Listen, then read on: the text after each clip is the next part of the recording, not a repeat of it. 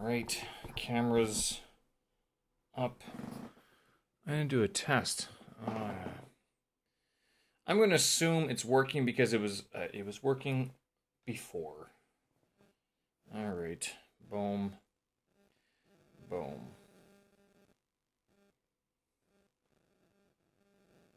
All right. What else can you do except just start recording? Already Thursday. Can you believe it? And what to say? Flying cars from China to the United Arab Emirates. The banner of the people. I'm not even sure I can mention that. Angela Lansbury passed away. Do you remember who she was? Same with along the lines of Perry Mason. And the key to learning a language is being able to do the tasks that many people would simply consider to be too boring. Folks, it is Thursday, October 13th, 2022. I'm Steven Sersky. Hope you guys are doing well and taking it easy if you can, wherever you are. I know Canadian Thanksgiving is now over, and you guys are back to work over there for a couple of days already. I was actually talking to some family, and they said that they were almost done harvest. Another 100 acres or so of canola that they said was not doing so well, given the terrible spring that Canada had. It was very dry for a little while, then it was very wet, and then the whole thing was just a complete sort of, I guess, not a complete write-off, but not so good at all. So that's how harvest is showing up or is sort of ending up in Canada so far. And I know Australia, you guys are starting. Well, you'd be doing what? Your harvest now, wouldn't it? Seeding doesn't start. Now, I worked a seeding season and a harvest season for three different farmers in Australia.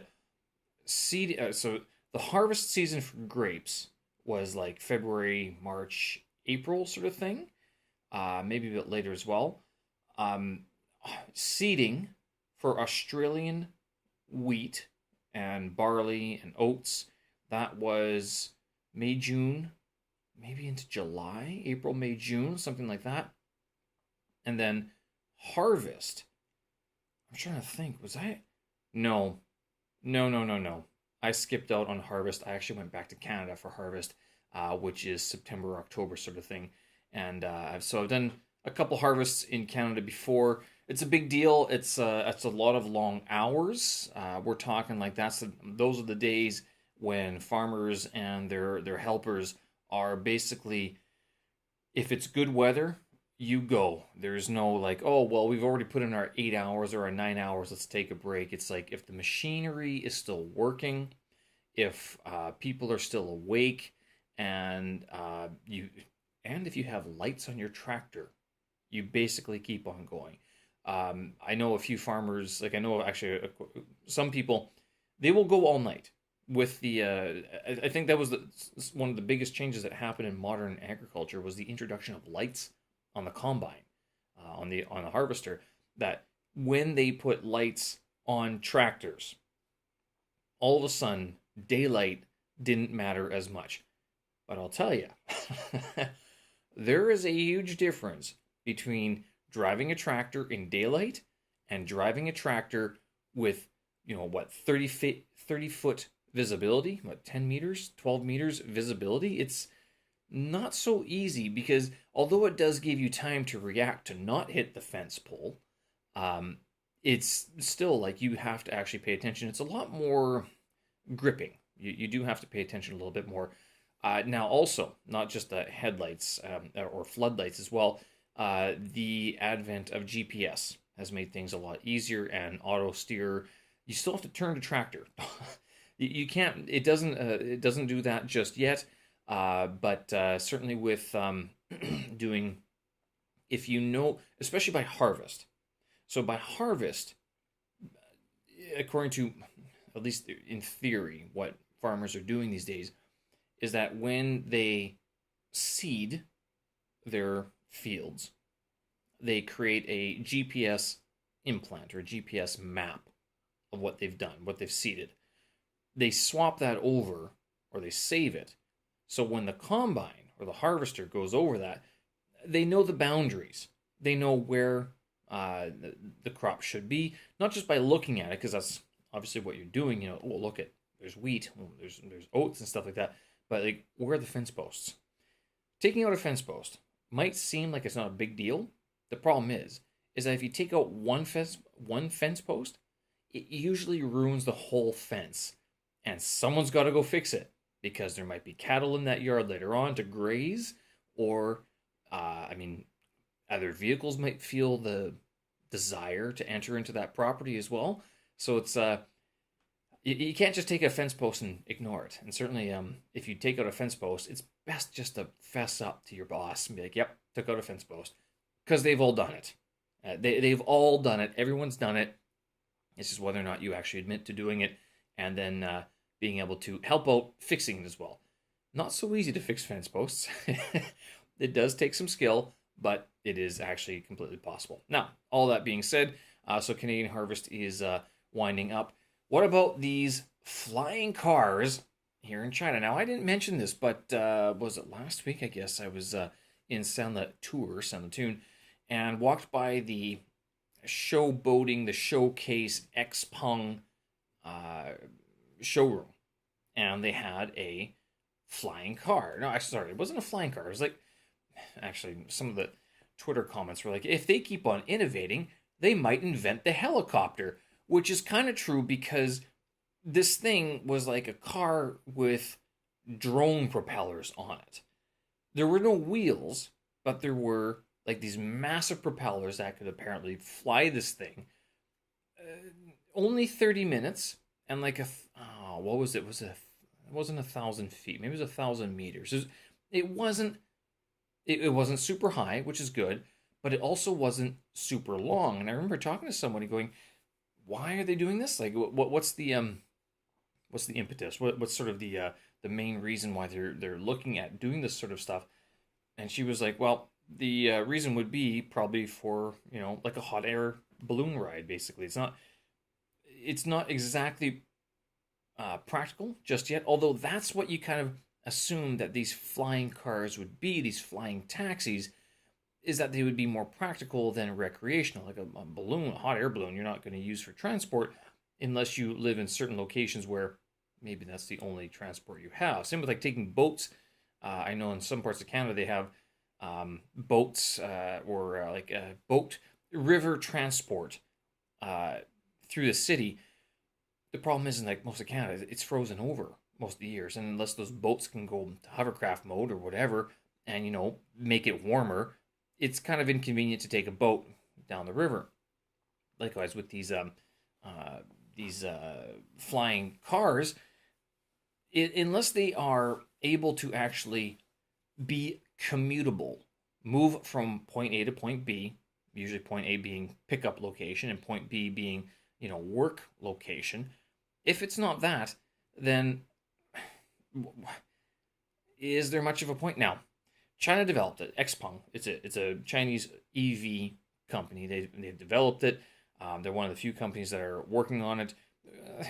There are a few of them, but they're not deployed anywhere. And I was thinking that China would actually be one of the forerunners of flying vehicles, particularly domestic flying vehicles, intracity flying vehicles. Meaning that from like Chaoyang district to Haidian district, you could take a flying taxi. You could skip out the entire hour-long traffic jam and instead just zip right over there in like 30 minutes or 20 minutes rather than waiting an hour or something like that. That's what I was thinking that this country would do. They have the infrastructure, or they have the ability to build that infrastructure, which would be, if they did that, that would set this country miles ahead than the next country over. As it is, Xpeng has developed this, I'm not sure if it's an EV, well, it has to be an EV, I guess. It's not a petrol flying vehicle, that's for sure. This EV flying car, and they are demoing it in the United Arab Emirates, and I guess that's sort of the place that has the money. Maybe there's a bit of interest, and maybe the regulations are a little bit more lax compared to some other places. I know these things are not being demoed in Canada just yet. In the U.S., there's a huge push for them, but given the way that United States cities are laid out, it's almost like they have created a problem for themselves because those cities and the highway system were developed and meant for personal vehicles like cars, vans, trucks, that sort of things, pickup trucks, not flying vehicles. The United States did not think futuristically about flying cars, with good reason, but also they're kind of looking at it going now, how could we have known and how can you develop? Now, that being the case, to think that New York or Los Angeles or Seattle won't be in on the next curve of futuristic travel, of city travel, I think that's naive. I think New York will find a way to do it. They already have helicopters and everything. Now it's just whether or not they can do intercity or intra-city flying vehicles, and along sort of what paths would they take, where would they go? That's sort of the thing. Some events here in Beijing, there's been some banners flying along. Those of you who are here probably understand, probably know. Timing is convenient. That in 2 days' time there's an election here in Beijing. I don't think it's a surprise that there's such unrest and a little bit upsettedness amongst the people, the people that populate these cities, with how sort of things are still being locked down. We can't travel, and I'm seeing even more people, saying that give it one more year and then they're out. I would actually like to meet some of the people who just landed, quarantine free now. What's their timeline? What's their impression now? That's what I'd like to know, because as an expat, especially, the people I have met aren't fresh expats. They've lived other places. I mean, they're used to the expat life. They're used to being sort of in the unknown. There's no real, things could surprise them about the country that they're living in, but the idea of being surprised by something doesn't faze them. Like, they're not going to be like, oh my goodness, look at all the people in China. Like, yeah, okay, there's lots of people, great, get over it. Move into the subway. How do you get into a subway that's packed full of people? Well, elbows and you push, basically. That's the attack. But I mean, if you're fresh off the boat from, I don't know, Canada, fresh off the airplane, you're like, oh, well, no, I'll wait for the next train. The next 16 trains are going to be the same way. If you don't get on this one, you're not moving. So there are these types of people where they are experienced expats. Now, what is their impression so far? How is life treating them so far to date?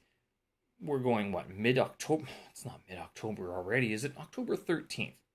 6-7 weeks since they've entered the country, since they've been quarantine free in the country. What is their impression? Like, do they see themselves staying? 6 months, 7 months, that's usually your cutoff as an expat of knowing whether or not you're going to stay any longer. Renew your contract, stay in your apartment, or what have you, sort of thing. After 7 months, that's when the honeymoon period sort of ends. And after that, that becomes like the real sort of reaction, sort of almost a snapback. It doesn't have to be harsh. It doesn't have to be racist. It doesn't have to be bad. But after 7 months, that's usually when you know deep down inside, regardless of what you're saying to other people, regardless of how you look, you're like, yes or no, I will stay. And some people can stay, some people don't. I remember being in South Korea and people after a couple of weeks just left. They're like, nah, I can't do it. Done. No way. 6-7 months, even myself, I was like, after 7 months, I was like, I'm not staying another year because I now know I can keep on moving. But that was me, fresh backpacker, fresh ESL teacher, fresh sort of global traveler. at that point. Nowadays, 7 months. I mean, I've been in China for over 7 years. Oh, just about to apply for another work permit for another work contract. I mean, so that sort of tells you where I am in terms of my traveling years, sort of thing. But that's the. I mean, I'd be interested to hear what these new arrivals, what they think and what their impressions are so far. Sad news. Angela Lansbury passed away. Actually, I was reading this last night as I was preparing for the show, and she passed away October 11th. She's 96 years old or something like that. Now, for those of you who aren't familiar with Angela Lansbury, she played, what was her name? Jessica on Murder, She Wrote. And Murder, She Wrote, both my mother and my grandmother loved. I mean, that was one of the things that sort of made, I'm not sure if it was a bright spot in their days, given that they had a lot of children running around all over the place. But Angela Lansbury, Murder, She Wrote, and Perry Mason were sort of your two big detective shows back in the day. These predate NCIS and CSI and all that stuff. All the really gruesome stuff. These were very congenial, very let's have a drink at the bar type of crime solving. I've got a good story for you. I'll spare you the details, but this is what happened. This is the idea of what happened. The good old days of murder mysteries, basically. Very clean, good fun. So she passed away, and apparently she's been doing theater for the last, I guess, couple of years. I'm not sure if she's done any more TV, but she has popped up every now and then. So sad to see that she has passed away. I mean, do you guys remember these shows at all? I think this is one of these things where it's so long ago. What was the other one? It was Murder, She Wrote, Perry Mason, and is it Peter Selleck? Tom Selleck? What's that guy's name? Hawaii Five-O? Was there another one? It was very famous, like a police detective sort of TV series. These were big in the 80s, early 90s as well. They were still going on. 60s and 70s, that was Perry Mason, so that was a little bit different. Always kind of neat to see these things sort of after all these years. Will they do reboots? Oh, very good question. I mean, they did an interview with the Vampire reboot, and that's only been, it's been 30 years since the movie, and 46 years from the book. Could they do a reboot of this one, of Murder, She Wrote, of Perry Mason? Good question. Perry Mason actually sort of sticks in my mind because Ozzy Osbourne, he did a song called Perry Mason, which on the ride to school, I remember my brother and his friend playing that song, and we would get to school within the first 2 or 3 tracks. So it was like Perry Mason, and there was another one that was on that album. I can't remember. But it was very quickly that we got to school. I'm not sure if that was safe, but that's how it was. Anyway, so Angela Lansbury has passed away, 96 years old. Can you imagine being an entertainer for 50, 60 years? Well, kudos to you, my lady. Kudos to you. So this language learning thing, I was reading up on the Delta stuff, and one of the comments, one of the quotes I pulled from is some of the most successful language learners of multiple languages show that their so-called unusual talent was also associated with a willingness to work hard at tasks that many would consider too boring or difficult, such as using word cards and study vocabulary. And I think immediately, of all the flashcards I've been going through, I did 1.5 sessions today with flashcards for Mandarin Chinese, which I'm learning. I'll tell you, I mean, it improves, but it's like reading the dictionary. Thankfully, this Anki Droid deck that I have right now has associated sentences, so it's not just the words, opinion, definition. It's words, opinion, definition, and a sentence to give it context, which is it was different from HSK 4, which it wasn't giving me the same thing. But even still, I mean, I'm not prepping to do the HSK 5 test again just yet, But, putting in the work, same with even other Slavic languages, Russian, Ukrainian, putting in the time, learning the declensions, learning the conjugations, Latin, ancient Greek, same thing. I mean, a lot of inflected languages, a lot of European languages are inflected where the endings change depending on the utilization, the placement, the use within a sentence. So it kind of makes sense that if someone is willing to put up with the so-called boredom, the boring activities, then they are going to succeed a lot more than those who don't. That's not just language learning, though. I mean, I'm looking at myself today.